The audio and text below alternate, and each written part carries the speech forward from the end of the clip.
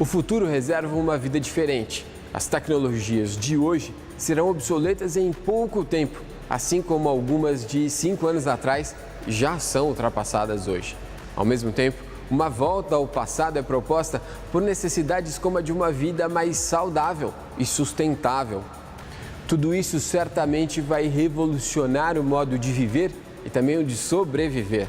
O nosso ganha-pão, o trabalho, já passa por uma revolução que acabou com 40% dos cargos em 10 anos.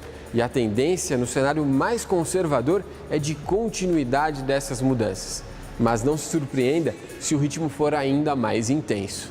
E para os brasileiros, o trabalho no futuro ainda reserva outras mudanças. Com reforma trabalhista sendo discutida pelos representantes, as relações entre empregados e empregadores também podem ser alteradas bruscamente. Por isso, está na hora de você se preparar para essa revolução.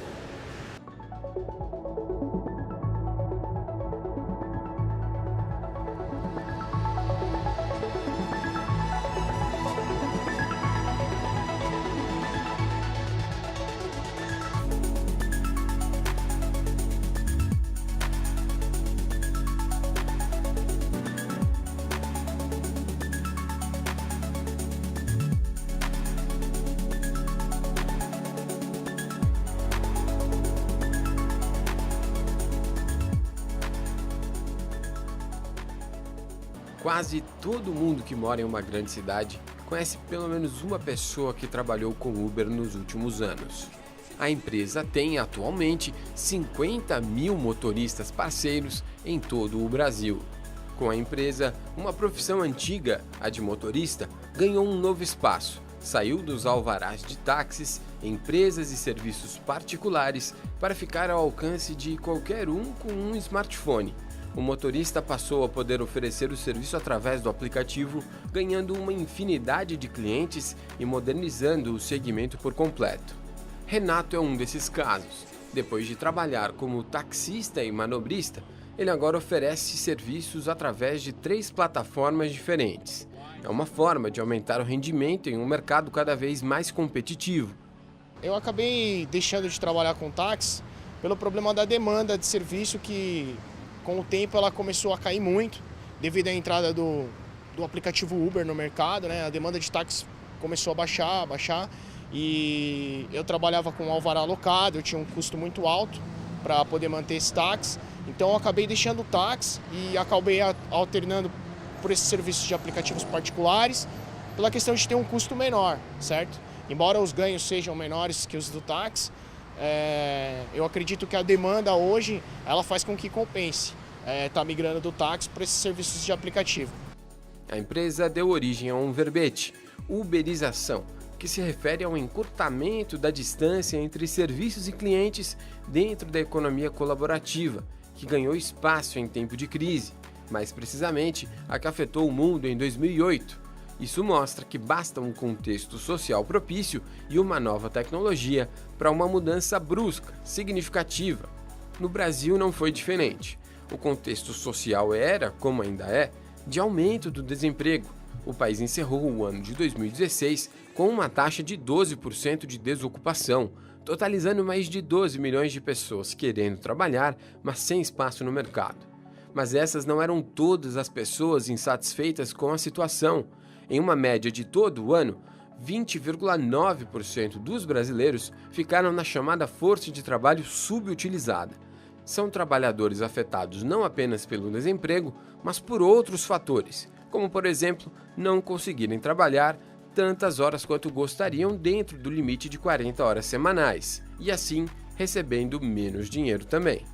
O Uber, como tecnologia, foi visto como uma solução de complemento de renda por muita gente para essas horas livres, e por outros como saída para o desemprego mesmo. Com o aumento desses números, a procura pela solução aumentou junto, e com mais gente no mercado, as corridas ficaram mais raras e mais baratas. Depois de um período em que houve ganhos crescentes no setor, a baixa dos últimos meses afeta os motoristas.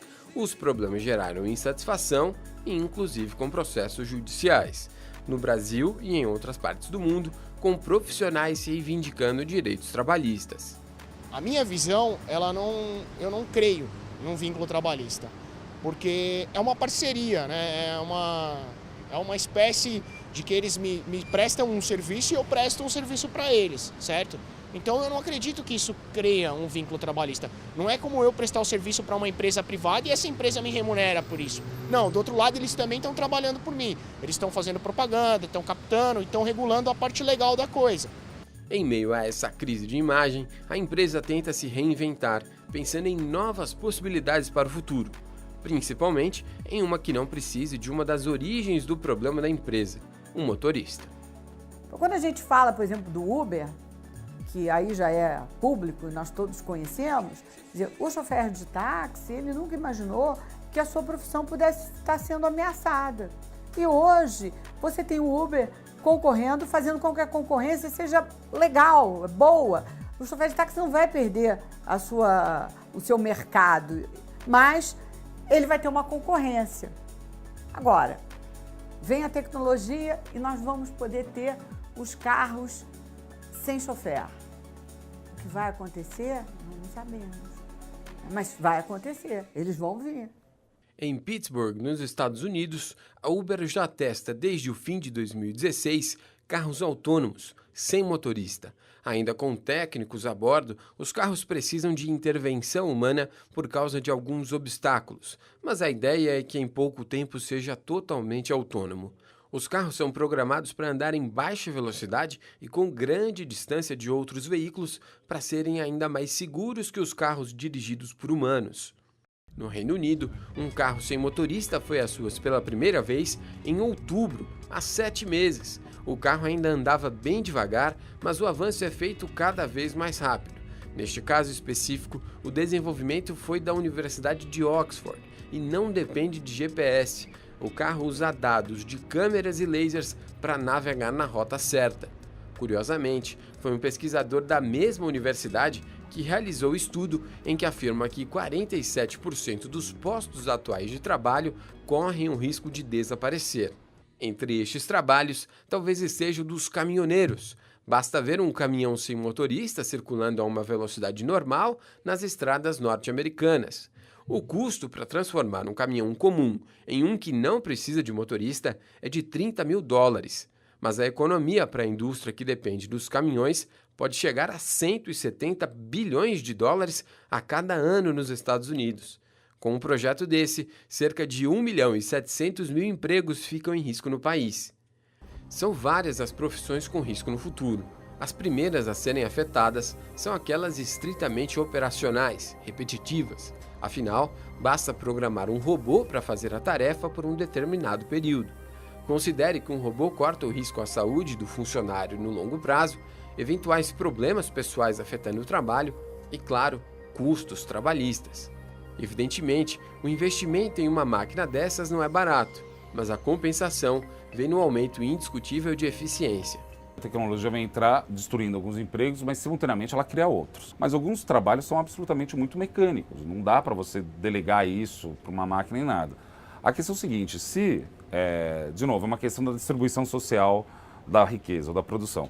Se você coloca robô e aumenta a produtividade da economia como um todo, de repente você pode distribuir isso de forma um pouco mais homogênea. Você pega, por exemplo, a indústria financeira, nos últimos anos passou por uma revolução, né? Isso vai acontecendo de tempos em tempos e é normal que aconteça. O que está buscando é uma melhor produtividade da economia, que a vida humana do brasileiro consiga criar mais coisas para ele mesmo. Então, nesse sentido, que a gente tem que ficar atento com a tecnologia, mas sugiro muito que as pessoas se engajem e pensem como repensar a sua própria carreira à luz dessas novas tecnologias. Eu tenho certeza que o brasileiro tem vocação para isso. No ano passado, 2 economistas americanos, um do MIT, outro da Universidade de Boston, tinham dito que os humanos estavam ganhando a corrida contra os robôs. Mas isso porque eles tinham ficado no campo conceitual do estudo. Agora, com dados do mundo real, eles mudaram de opinião e identificaram que para cada robô instalado na indústria, até 6 trabalhadores perdem o emprego. Ao mesmo tempo, a média salarial cai 0,75%. Você tem uma combinação de fatores onde realmente a tecnologia ela é a causa principal dessa ruptura. Mas você tem, do outro lado, as empresas, de uma forma geral, sendo pressionadas por causa de custos, de produtividade, né? de racionalizar cada vez mais os seus processos para poder, ao final de tudo, entregar algo mais barato. Então, quando eu tenho essa junção de pressão por preço, por custo, e tenho a tecnologia disponível, é isso que vai acontecendo, não vai ter saída.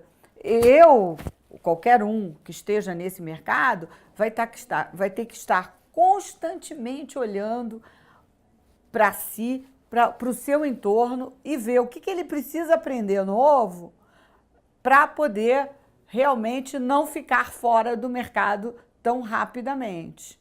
Olhar as tendências, né? Se atualizar. Não pode, vai ser uma época em que você não vai poder ficar parado. Existe uma espécie de percepção geral de que, por exemplo, a pesquisa e o desenvolvimento, a ciência e a tecnologia, o investimento em novas tecnologias produz desemprego. Eu tenho uma compreensão um pouco diferente. Por quê? Por várias razões. A primeira delas é que, se isso fosse verdade, e você tem um progresso acumulativo em termos de tecnologia desde o século XIX, enfim, desde a Revolução Industrial, você tem uma dinâmica, né, onde a tecnologia ela vai se aprimorando, ela vai se acumulando. Hoje a gente viveria numa sociedade onde a maior parte das pessoas é desempregada. Ou seja, esse raciocínio muito linear, ele não convence. A revolução não chega apenas a fábricas e carros, mas também a serviços de atendimento. Caso claro e atual dos profissionais que ajudam no processo de check-in de voos. Eles não devem sumir completamente do saguão do aeroporto, mas certamente em poucos anos já não serão mais tão numerosos, até mesmo para atender a demanda dos clientes. Na Gol Linhas Aéreas Inteligentes, há 5 anos, menos de 20% dos check-ins eram feitos por autoatendimento. Hoje, mais de 60% já são feitos sem a ajuda de um funcionário. O CIO da empresa, responsável pela área de tecnologia, Paulo Palaia, conta que os clientes procuram cada vez menos os atendentes e estão deixando de lado também os totens de autoatendimento. O que cresce de forma consistente é o processo feito por aplicativos nos smartphones. Posições de atendimento de check-in, sem dúvida alguma, vai diminuir a quantidade de pessoas, não só também pura e simplesmente que a tecnologia vai substituir. Não, é que a eficiência será aumentada na utilização desses aeroportos e você tem um investimento muito grande para fazer ampliação de aeroportos, dependendo de onde estão localizados. Você tem que promover desapropriações para poder expandir o aeroporto. Então, para você ter mais eficiência daquele mesmo ativo, você precisa, de fato, utilizar a tecnologia através de posições de check-in compartilhadas com outras companhias aéreas, para que você consiga aumentar a sua capacidade de vazão, pois novos voos estarão chegando, pousando, decolando, mais pessoas fazendo check-in dentro de um mesmo espaço físico. Uma novidade da empresa, que não é tão recente, mas que chegou a poucos aeroportos, é o totem de pesagem de mala. O passageiro faz o processo de pesar a mala em uma balança ligada ao totem e a máquina já calcula o sobrepeso e a eventual diferença a ser paga. O acerto de contas é feito direto no cartão da pessoa, que já recebe a etiqueta, coloca na mala e apenas entrega para um funcionário colocar na esteira. Isso só é feito dessa forma por questões regulatórias, mas a empresa já imagina um sistema de autoatendimento completo, como é realidade em outros países. Toda essa tecnologia embarcada nunca vai substituir o ser humano, né? Porque quando isso acontece, o que a gente chama de disruption, né? Que é uma quebra no elo da cadeia, seja por manutenção, seja por meteorologia, seja por uma manifestação que impede com que a tripulação chegue ao aeroporto para assumir o voo, isso a gente chama de disruption, quando algo quebra a cadeia. Meteorologia, os aeroportos fecham, isso vai continuar acontecendo. E nessas situações, nada, não tem sistema, não tem tecnologia que substitua ao ser humano para fazer essa gestão do disruption. Então, sem dúvida alguma, vai mudar, já está mudando no Brasil. Alguns aeroportos concessionários, né, ou concessionados, né, como o Gru Airport, Rio Galeão, Inframérica, já utilizam esse recurso de você maximizar a utilização daquele espaço físico para ter maior eficiência e sempre através do uso da tecnologia, né? Então, eu entendo que, especificamente check-in, ou se mantém como está, com a capacidade de atender muito mais clientes e muito mais voos, ou haverá uma diminuição, né? Eu tendo mais para ver uma diminuição, e estas pessoas não serão jogadas no mercado, essas pessoas serão reaproveitadas em outras atividades dentro da organização. Uma das áreas dentro da empresa onde vagas já estão sendo abertas é a de tecnologia. Em 5 anos, o número de profissionais no setor saltou de 90 para 231. Mas dentro da empresa, a expectativa ainda é de mudanças em outros setores, como no centro de controle operacional, com a implantação de processos de automação que podem dobrar a eficiência. O futuro é legal, porque o futuro mostra esse monte de circunstâncias. O que acontece com a automação é que cada vez mais ela absorve atividades desgastantes para o corpo humano, que exigem pouca capacidade intelectual. Isso já é antigo, não é de agora. Isso já vem acontecendo desde a década de 40, a automatização vem diminuindo o número de profissões. Só que agora entramos numa era exponencial, onde tudo começa a ficar muito, mas muito parte do processo. Eu antigamente ia num banco, passava no caixa para pegar dinheiro, passava no balcão para pegar o talão de cheque, passava no gerente para fazer uma aplicação ou tomar um empréstimo. Tudo isso quem faz hoje é a própria pessoa. Todo o processo ela faz aqui. Ah, mas ela faz ao lado do caixa? Faz, ela passa, escaneia lá, sei lá. Quer dizer, o caixa lá não é tão necessário.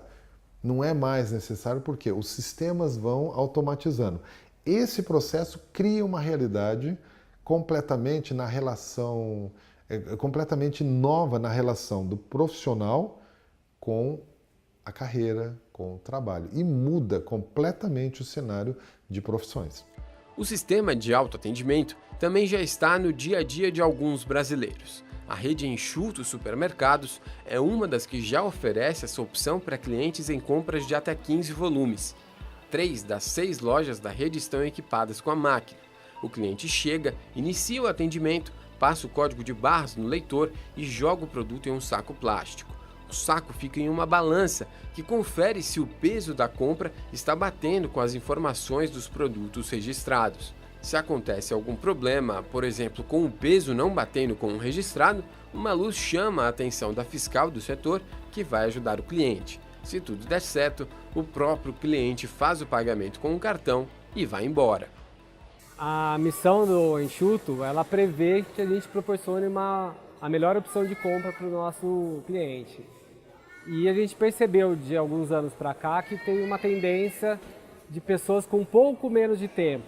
Então, para essas pessoas que querem vir comprar uma coisinha e ir embora rapidamente, a gente colocou essa opção para eles, que eles mesmos realizam a operação. Se fora do Brasil a realidade do autoatendimento é mais presente, a Amazon deu um passo adiante. É o Amazon Go, um mercado sem caixas. O cliente com um app registra a entrada no local. O próprio aplicativo tem sistema de geolocalização e identifica onde o cliente está. Outro sistema registra a retirada de um produto da gôndola e cruza os dados. Assim, o produto já entra na conta. Se o cliente devolver o produto, também é registrado. Quando terminar a compra, basta ir embora, que vai para a conta do cartão de crédito já registrado. Um cenário que dá mais praticidade aos clientes, mais informações de consumo para a empresa e que não precisa de atendimento pessoal. Olha, o mercado de trabalho tem mudado substancialmente. Na minha opinião, é difícil apontar um setor que pode perder mais a respeito disso. Mas, nitidamente, setores ligados à mão de obra mais crua, né? nem que seja na construção civil ou mesmo trabalhos domésticos, coisa do tipo, tende a ser substituído rapidamente pelas tecnologias robóticas. Isso aí nitidamente vai acontecer. O trabalho intelectual sempre vai continuar com alguma margem de manobra, que não dá para você substituir o capital humano desse processo. Mas trabalhos propriamente físicos, né, que passa desde, eu falei de construção civil, trabalho doméstico, mas coisas até às vezes como professor, né? Às vezes o professor vai ser digitalizado numa videoaula ou coisa do tipo. Isso tudo é importante, pensar como você vai se reposicionar. As mudanças tecnológicas já estão também dentro das casas, expandindo um mercado que relaciona duas tecnologias. A primeira é a automação residencial, que já não é novidade e existe há quase 2 décadas, e que permite, por exemplo, um dano menor para uma TV que pode ser usada do lado externo da casa em uma sacada, mas guardada fora do período de uso. Também dá a possibilidade de controle de iluminação para criar um ambiente mais adequado para cada situação. Quando aliada à segunda tecnologia, a internet, dá possibilidades ainda mais interessantes, como preparar a temperatura do ambiente a partir do celular em qualquer lugar, ou até mesmo desligar o ar-condicionado que foi esquecido ligado mesmo já estando longe de casa. Isso tudo cria uma casa inteligente, e esse cenário é que tem mais novidades também para o mercado de trabalho, principalmente por causa de possibilidades que ganhou nos últimos anos. O mercado é muito novo ainda, 17 anos é pouco para uma área com muita tecnologia e principalmente com algumas barreiras de conhecimento, né? Tanto para profissionais quanto para o consumidor, para o morador de uma residência. Então é uma área que precisa ser descoberta ainda.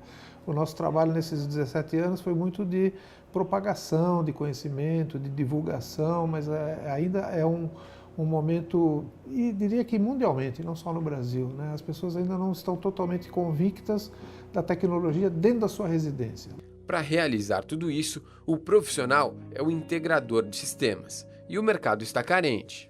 O último estudo da Associação do Setor detectou que eram 300 mil casas no Brasil com algum tipo de automação, e a estimativa é que o mercado potencial é de quase 2 milhões de residências. Mas a quantidade de profissionais aptos para o serviço atualmente só conseguiria atender 25% desses clientes. Para cada 10 pessoas que você perguntar, você quer ter uma casa inteligente? Aqueles que quiserem ter a casa inteligente não vão saber a quem recorrer inicialmente. Talvez eles vão pensar em procurar uma loja, um arquiteto, um construtor. Eles não têm ainda uma referência clara. Então esse é um dos nossos principais trabalhos, mostrar que existe um profissional, existem empresas seriamente estabelecidas já e que se propõem a fazer desde o projeto até a programação final na sua casa de uma forma muito clara, muito eficiente. Com menos profissionais, o preço do serviço fica mais alto. Ainda assim, nem em tempo de crise o mercado entrou em recessão. Em pesquisa recente, 75% dos profissionais disseram que em 2016 tiveram o mesmo número de negócios ou até mais do que no ano anterior. Quando mais pessoas atuarem no setor, a tendência é de preços mais competitivos. Então acho que a gente está num mercado assim que ele já é muito promissor hoje para o profissional que quiser trabalhar nele e vai ser cada vez mais. Então talvez seja um otimismo, mas a gente tem números que comprovam isso e a gente acha que é uma profissão do futuro. Outras profissões que estão ganhando espaço no mercado são as relacionadas à impressão 3D. O exemplo da 3D Tech é revelador. Em apenas 8 meses de operação, a empresa já igualou as receitas aos custos. Se no primeiro mês tinha uma venda, no 8º já tinha 30, em número sempre crescente. E o dinheiro movimentado não é pequeno. A média do serviço varia entre 5 e 10 mil reais, podendo ser muito maior do que isso, dependendo do pedido. Antes do advento da impressão 3D, você tinha que ter lotes muito grandes para justificar uma produção, ou fazer isso artesanalmente. Então você não tinha possibilidade, por exemplo, de um dia criar algo na sua cabeça, conceber algo, modelar no dia seguinte e imprimir num terceiro dia. Você tinha que partir para a produção de ferramentaria, moldes, injeção, estamparia ou qualquer outro método de produção que eram pelo menos 100 vezes mais demorados e 100 vezes mais caros, ou contratar um artista e fazer isso artesanalmente, não usando uma tecnologia precisa, rápida e eficiente. O engenheiro de produção André deixou a carreira em grandes empresas de tecnologia para começar o negócio sozinho, fazendo tudo o que era possível. Mas hoje ele se dedica mais à parte de direção e planejamento da empresa, empregando 6 funcionários, fora os profissionais freelancers. Não foi fácil, eu realmente não encontrei ninguém que tivesse já habilidade consolidada e estou tendo que formar aqui dentro. E hoje existem cursos na Unicamp, cursos no Senai, no Senac, mas eu acho que ainda falta, temos que crescer muito em termos de estruturar e oferecer cursos que possam capacitar as pessoas. Porque eu percebo como Mosca Branca é um profissional com habilidade já consolidada nessa área. Eu sinto na pele, né, a falta desse tipo de skill no mercado. O designer para esse tipo de serviço tem sido cada vez mais requisitado no mercado, principalmente pelas possibilidades oferecidas pelo método. Esta empresa atende principalmente agências de comunicação, organizadores de eventos e artistas, mas o que pode ser feito por máquinas como essas é visto praticamente sem limitação. Um dos exemplos é esse micro-ônibus nos Estados Unidos, que roda sem motorista e, segundo os projetistas, já está pronto para rodar, só esperando regulamentação do governo. O veículo tem capacidade para 12 pessoas e pode ser usado em passeios de grupos. Mas o que mais chama a atenção é que muitos componentes são feitos em impressoras 3D. Segundo a empresa, um ônibus pode ser impresso em 10 horas e montado em mais 1 hora. A empresa já imagina centenas de microfábricas ao redor de todo o mundo nos próximos anos. A impressão 3D também já tem sido usada na medicina. Já existem registros de próteses humanas feitas em equipamentos do tipo, mesmo sem aval de um médico. Na França, cientistas criaram bioimpressoras capazes de imprimir tecido humano em 3 dimensões. O resultado vem da união entre células humanas e colágeno. Depois da produção, em alguns dias, a epiderme começa a ganhar forma, assim como todo um mercado de trabalho. Nós estamos falando de futuro, e como é futuro, é algo que a gente está fazendo algumas suposições. Entretanto, são suposições que, se a gente olhar a tendência e o que está acontecendo no mundo, nos leva a crer que efetivamente isso vai acontecer e vai acontecer muito mais rápido. E eu não digo só em até 10 anos, não. Isso não terá mais fim. Não terá mais fim porque a tecnologia está aí fazendo ruptura e isso não vai parar. As tecnologias não vão apenas acabar com profissões e criar novas áreas de atuação. Também vão ter impacto em trabalhos já existentes e que vão continuar com muita demanda. São áreas em que a transformação vai ser inevitável tanto no exercício da profissão como na forma de preparação para a prática profissional. No Hospital Albert Einstein, em São Paulo, a sala de cirurgia ganhou um novo ocupante. Este robô participa de 97% das cirurgias de próstata, mas também é usado em outras cirurgias, como ginecológicas, estomacais, intestinais, cardíacas e torácicas. Esse é um sistema robótico, é chamado de sistema robótico Da Vinci. Da Vinci é quem fabrica o equipamento. E esse é o carrinho do paciente. Então, o que você pode ver aqui são os braços robóticos. Né? Esses braços robóticos, existem 3 braços robóticos, mais o braço que abriga a câmera. Esses braços robóticos são equipados com instrumental, equipamento que vai no paciente. E o acesso ao paciente é feito através de portais ou trocartes. Então, é uma videocirurgia assistida com robô.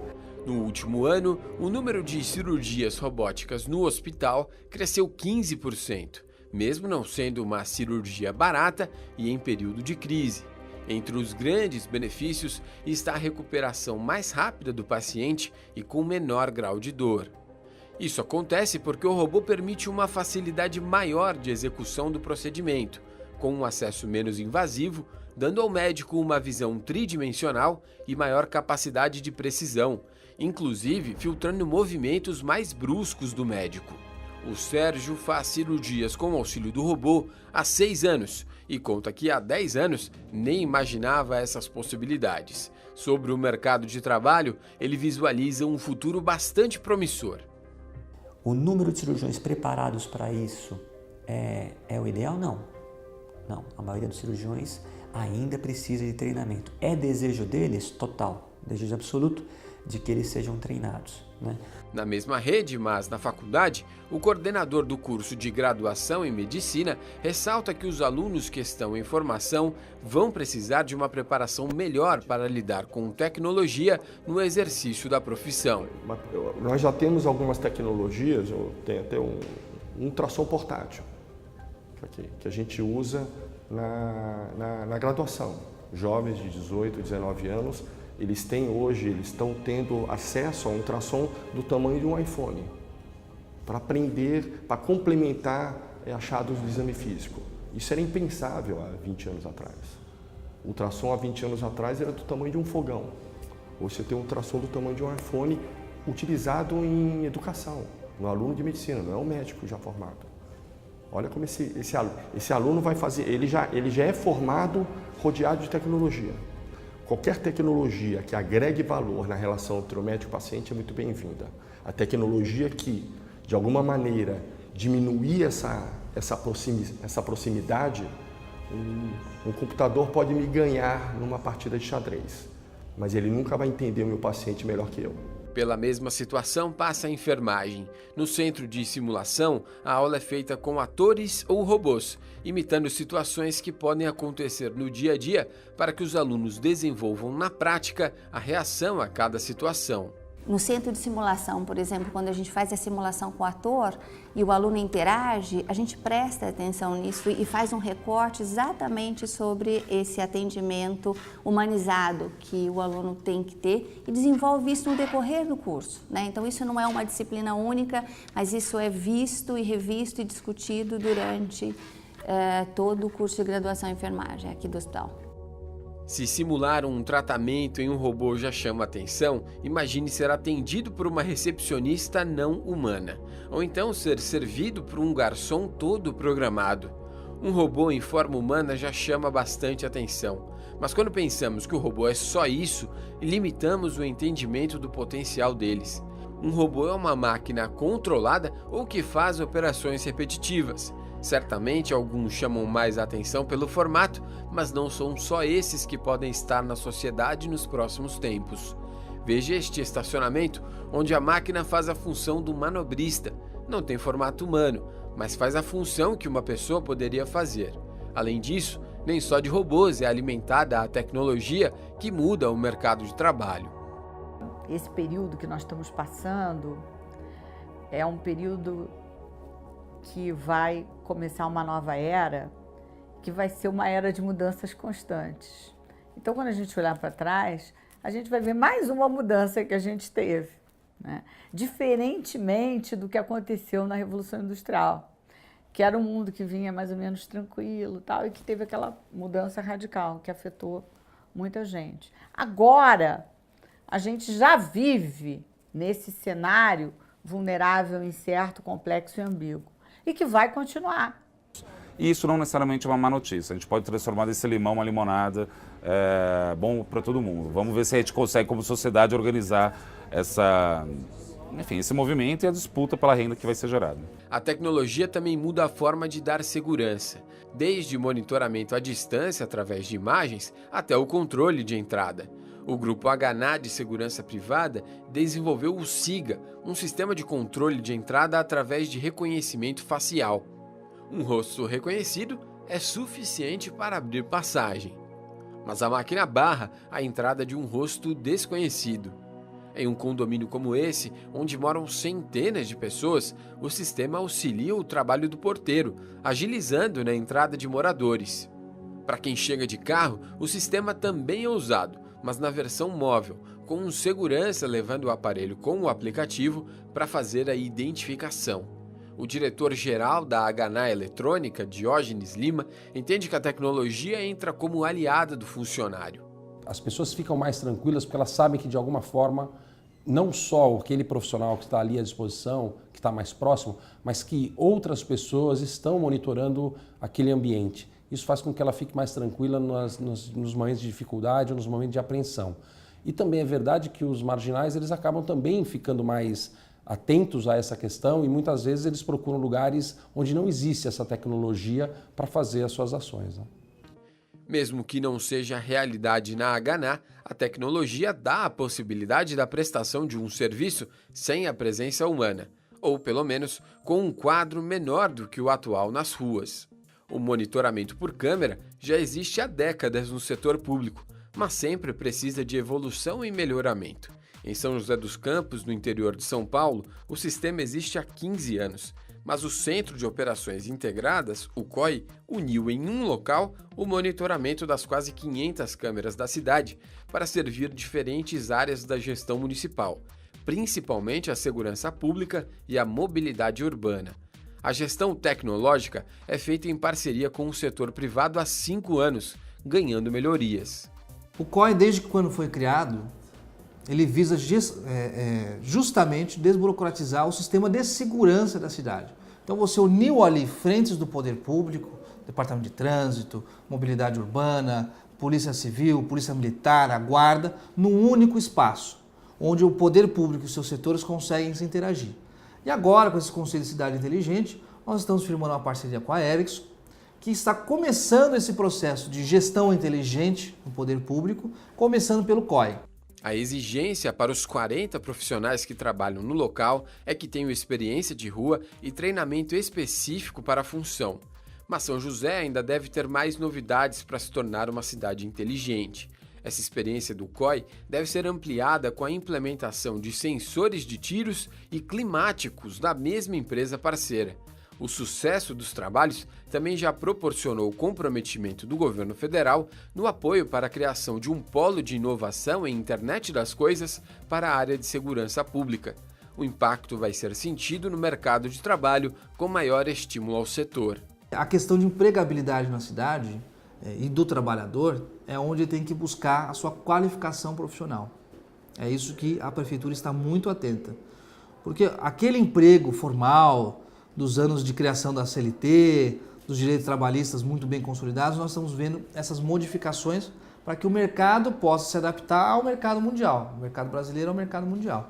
Então o que nós temos que fazer é aumentar o quesito de empregabilidade da população, para que ela possa ou estar inserida em novas modalidades de emprego e de contratação, ou que ela possa estar fazendo a geração de renda por si própria, ou empreendendo, ou abrindo uma consultoria, abrindo um negócio próprio, para que ela consiga ali ter uma vida com qualidade de vida, né?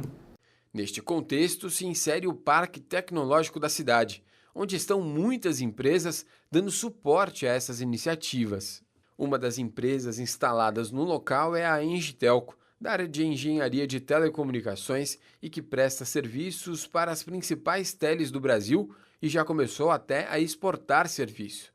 Se uma empresa de tecnologia, começando pequena e ganhando um espaço no mundo, não é algo novo, certamente não vai ficar no passado com tantas novidades surgindo. O diretor Daniel Faria vê outras vantagens no modelo de negócio. Primeiro, ao prestar serviço para grandes empresas de um segmento, você acaba se aperfeiçoando mais, porque você vai absorvendo tecnologia, vai absorvendo conhecimento aqui e ali, vai tendo um produto cada vez mais qualificado, né? Eu creio que essa é a grande vantagem, tá?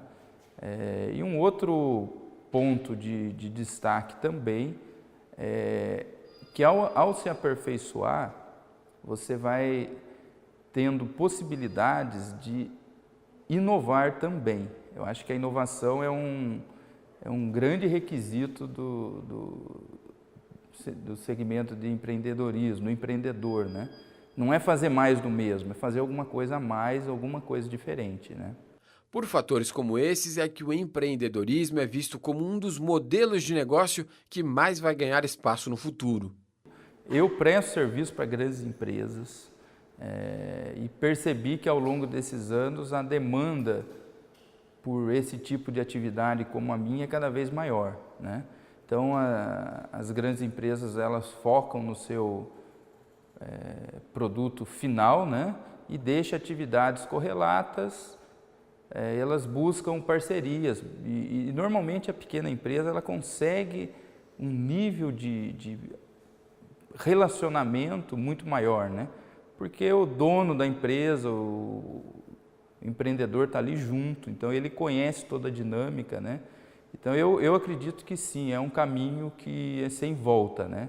Cada vez mais o mercado vai demandar esse serviço de pequenas empresas, né? O consultor do Sebrae, Fabiano Nagamatsu, entende que isso acontece principalmente pelo nível de desenvolvimento do país.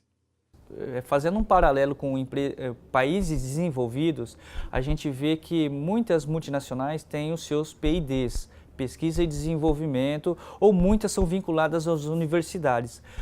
Na nossa realidade, ou na realidade da maioria dos países emergentes, a gente busca essa válvula de escape para uma busca de inovação, de uma criatividade, algo que diferencie uma proposta de valor interessante a partir desses movimentos de startup. Então, muitas das vezes a gente acaba fazendo, né, um apoio e buscando a partir deles uma solução, seja em processo, seja no marketing, em produto, ou até mesmo organizacional. Em cenário de desemprego no Brasil, o tipo de empreendedorismo que ganhou espaço foi o de necessidade, aqueles em que o trabalhador faz qualquer coisa justamente para não ficar sem o dinheiro do mês. Forma de trabalho que muitas vezes fica na informalidade. De um jeito ou de outro, algumas áreas ganham um destaque especial como as mais promissoras atualmente. Os segmentos de produtos de necessidade básica, então aqueles que oferecem produtos e serviços de necessidade básica, esse é o primeiro do ranking, né, o que mais tem crescido e o que mais pode ser promissor agora em 2017. Também o segundo é a questão de reparo, de consertos. Então nós sabemos que a classe C e D tem sofrido muito com essa crise e por conta disso deixado de comprar produtos novos. Ao contrário, né, eles têm reparado, consertado aquilo que eles já vêm utilizando, principalmente produtos tecnológicos.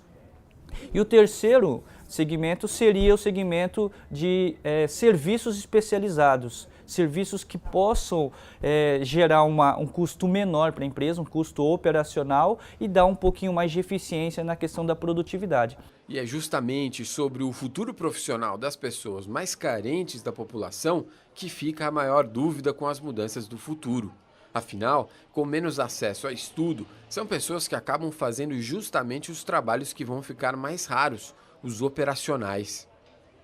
Esse espaço ele vai diminuir e aí vem a responsabilidade da nossa sociedade.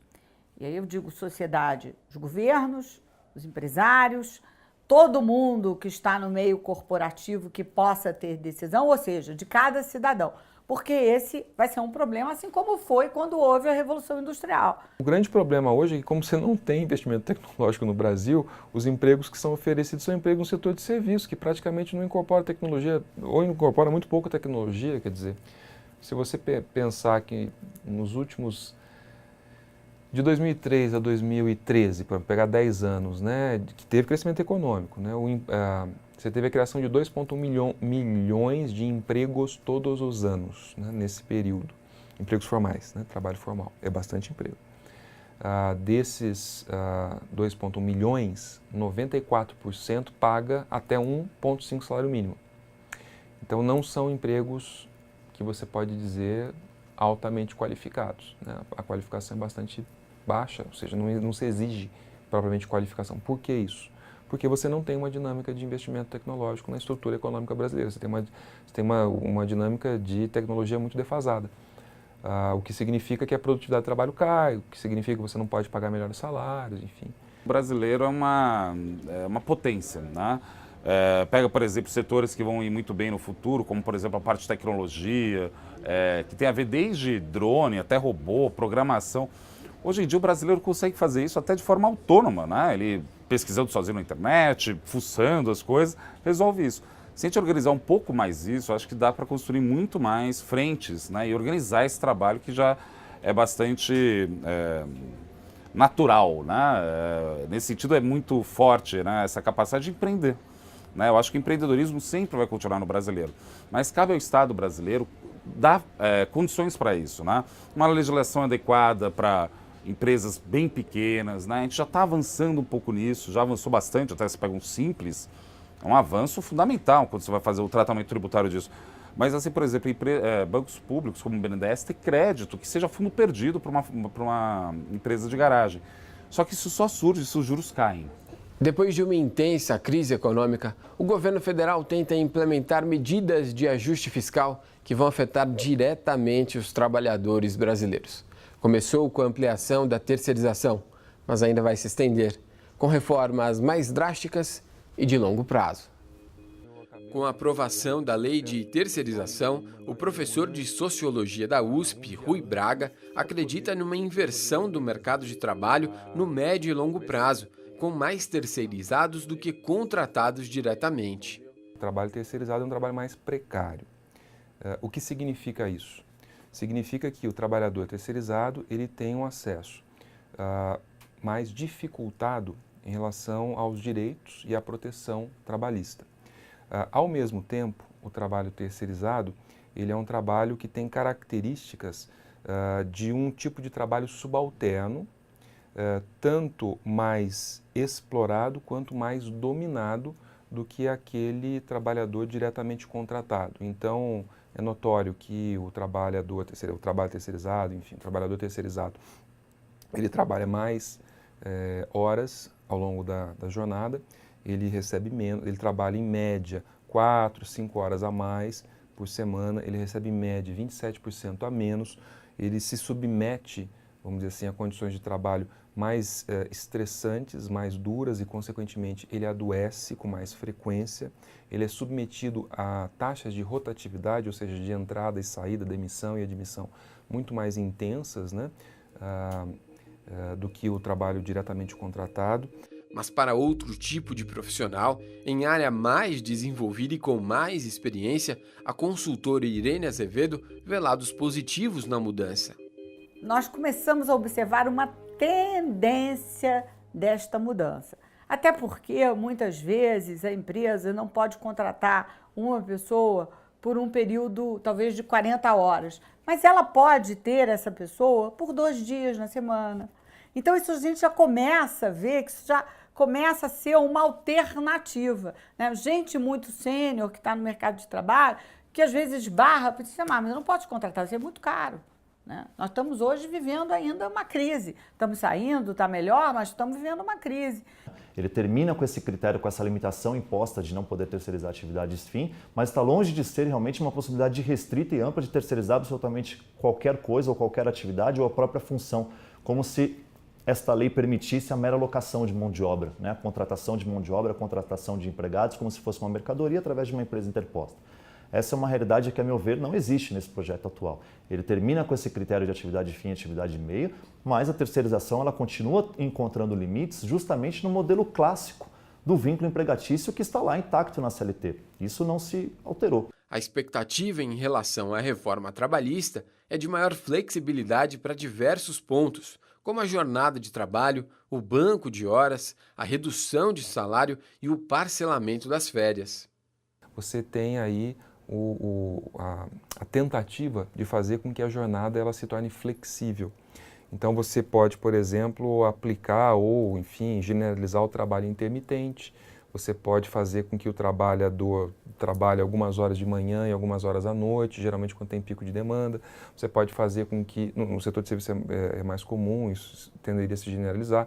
Você pode fazer com que ele trabalhe mais em alguns momentos do ano e menos em outros momentos, recebendo menos e, enfim. Você tem uma forma, basicamente, de estender a jornada de trabalho sem remunerar o trabalhador como uma contrapartida, né? Apesar de ainda não existir uma definição, o que preocupa muita gente é que acordos feitos entre trabalhadores e empresas vão se sobrepor às leis trabalhistas estabelecidas. Os principais aspectos de alteração dessa reforma trabalhista que se propõe diz respeito ao que se convencionou chamar da prevalência do negociado sobre o legislado, ou seja, da possibilidade de termos negociações coletivas exercidas através dos sindicatos, né, no âmbito realmente coletivo, e dessas negociações, do fruto dessas negociações, de alguma forma alterar algum direito que está previsto ali na legislação. Essa é uma grande oportunidade realmente de mudança e de reflexão para saber a forma como estamos tratando as negociações coletivas hoje no Brasil. Até que ponto isso pode acontecer, até que ponto o direito do trabalho, pela sua característica de renunciabilidade, pode ceder eventualmente às negociações coletivas setorizadas, às soluções específicas para situações específicas, e qual é o núcleo que é imutável, que realmente é irrenunciável dentro do direito do trabalho e que não se pode alterar. Sou muito forte no mundo inteiro sobre a questão da mão de obra e do trabalho. O problema que a gente tem hoje é o seguinte: como todo mundo está competindo com a China tem um salário muito baixo. Então todos os países estão tentando ver formas de você conseguir baratear a mão de obra para você trazer para os seus territórios nacionais, empresas, indústrias, para fazer isso. Isso é uma discussão menos local e mais geopolítica, na minha opinião. Qual é o projeto que a gente quer para o Brasil? A gente quer virar uma China? A gente quer esse tipo de trabalhador? A gente quer esse tipo de serviço? Ou a gente vai pensar em outra coisa? Porque se a gente for competir no mesmo mercado deles, não tem jeito. Aí a gente vai ter que realmente precarizar, porque está competindo com um país que é de ordem socialista, enfim, que é um país diferente do nosso. Mas isso tudo parte, de novo, da discussão sobre o que nós queremos sobre o país. Tendo isso claro, aí a gente consegue falar, não, tá bom, queremos ser China? Vamos fazer desse jeito. Não, queremos ser Suécia, Noruega? Tá bom, a gente vai pensar de outro jeito isso. Mas isso está tudo ligado a uma ideia ou de um projeto de país, que é uma discussão que, infelizmente, eu não vejo dentro de Brasília e entre os políticos. A discussão a respeito da reforma trabalhista, a meu ver, ela resta muito prejudicada justamente por conta das posições radicais e extremistas que se adotam em seus termos. De um lado, aqueles que defendem um verdadeiro vale-tudo, né, uma liberdade ampla e restrita de contratar em detrimento daquilo que o Estado venha a considerar como o mínimo necessário para regulamentar a relação de trabalho, e de outro, aqueles que defendem uma inflexibilidade absoluta também de direitos, no sentido de que todas as regras impostas pelo Estado às relações de trabalho devem ser cumpridas como se fossem soluções únicas para situações únicas de relações de trabalho, o que também, de certa forma, se distancia da realidade. As duas posições extremas, elas realmente são distorcidas e acabam se distanciando de uma realidade necessária, digamos assim, em termos de direito do trabalho. Na fábrica da família Pamalani, o diretor Márcio Lemos admite a dificuldade de empreender no Brasil. Ele considera juros altos e burocracia demais, principalmente na área fiscal. Com um produto alimentício, ele precisa passar por processos diferentes em cada estado para onde manda os produtos. Além disso, considera os encargos trabalhistas pesados para empresas pequenas. Mesmo assim, faz questão de assinar a carteira de todos os funcionários fixos. A nossa forma de trabalhar é um modelo que a gente desenvolveu bem simples, mas que tem dado muito certo, né? Quando alguém vem e demonstra interesse em trabalhar conosco, a gente tem alguma posição, a gente começa como freelancer. Tem aqueles picos de produção, 1 ou 2 vezes por semana que acontecem, a gente chama essa pessoa para trabalhar por dia como freelancer. À medida que a gente sente, essa pessoa trabalha bem, tem uma boa performance e tudo mais, aí a gente, o movimento aumenta, como tem aumentado bastante, então a gente convida essa pessoa para trabalhar, CLT, a gente paga todos os encargos, benefícios, desde de condução, como o almoço. A Pamalani produz leite de amêndoas e de coco, explorando um mercado em alta no momento e ainda muito promissor, o de alimentos saudáveis. Em 2016, período de crise no país para muitos setores, a empresa multiplicou o faturamento em 3,5 vezes. Espera um resultado ainda melhor neste ano. Está em cerca de 200 pontos de venda espalhados em todo o Brasil e prepara uma mudança para uma fábrica maior, onde vai quadruplicar a capacidade de produção e explorar novos produtos derivados do leite. Mas o Márcio conta que não foi nada fácil chegar a este momento. Abriu mão de noites e dos domingos para trabalhar sozinho ou com o filho e amigos no início, em estrutura montada no sítio da família. Isso tudo conciliando com o cargo que tem em uma multinacional da área de tecnologia, que ainda é a principal fonte de renda dele. O resultado que ele esperava em 6 meses veio depois de 4 anos.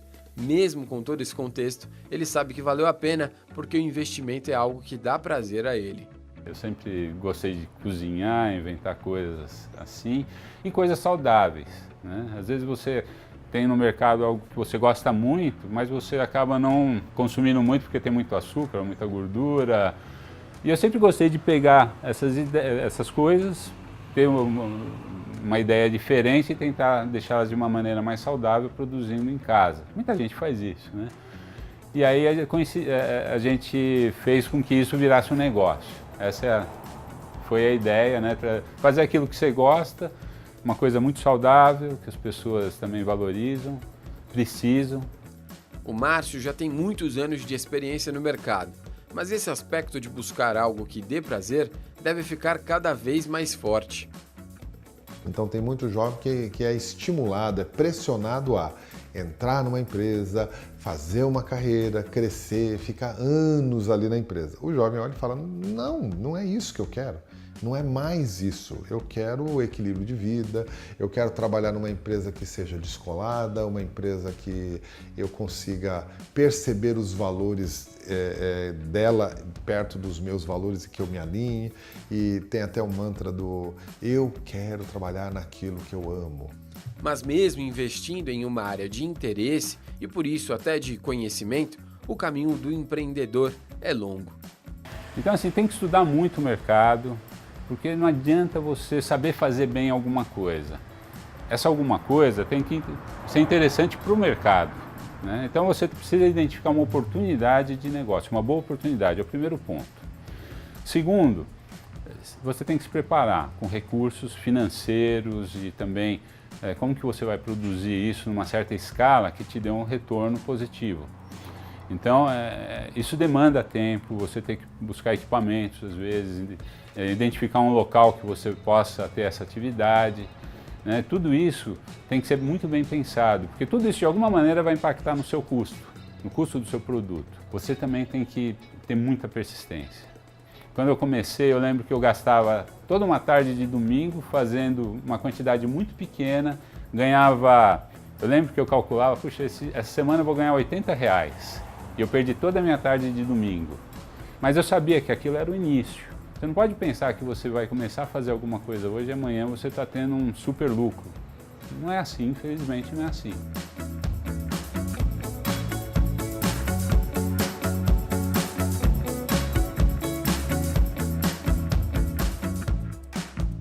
Se as mudanças causadas pelas tecnologias são inevitáveis e as que têm motivação política parecem cada vez mais próximas, cabe ao trabalhador brasileiro se adaptar para encontrar espaço com esse cenário. Uma mudança no perfil e na forma de encarar os fatos é um caminho que vai ser percorrido mais rápido e sem trajeto de volta.